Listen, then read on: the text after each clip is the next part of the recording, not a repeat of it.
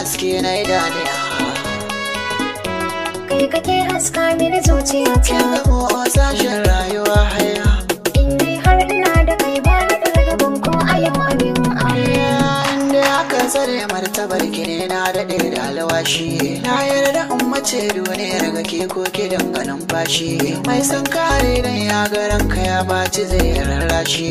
Ban duba wata ya bangare na soke kike min kanshi. Komai waya da daɗi a bangaren so ne na fada sai ke. Na jaddada da cewa ai masara ba ta yin kamar wake. Ni na sanarwa kowa ke ce haroyi na bani in sake. Zan fada rayuwa ta na fanshi raina kitin da ne kin kai.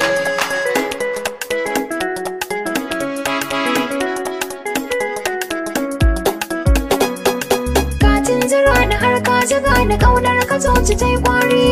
Kana da nutsuwa ba ka rage mako biye wa 'yan kuri. Na ƙaurace wa layin makaryata kar na riski 'yan gwari. Ciwon so da ƙauna idan ya rata ka baya jin bauri. Daure da ke amana gare ni so yayi ne shigar sauri. Ko a cikin dubu na faɗa sai kai.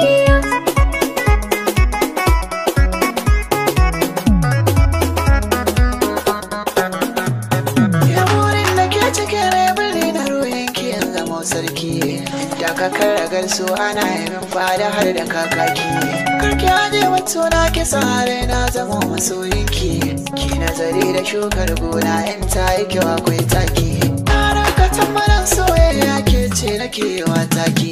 Na kulle zuciya sake ba na barin ta dodonki. Ki zama tawayen zama na ki sirri na kwance zai mege.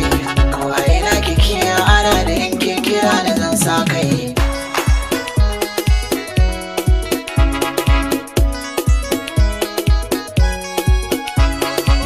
Shagulmanka ne na naɗa ka mulki na zuciyata.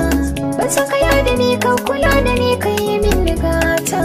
Don ƙaunar ka tara ta sansanin ruwa jini ta shige. Ban san abin da zai zo taɓa ka in har ya yunkuro zan bige. Saka ranka na zama mallake gunka yanzu mai rage. A duniyar ga ko yana ke nuna saurayi ka kai.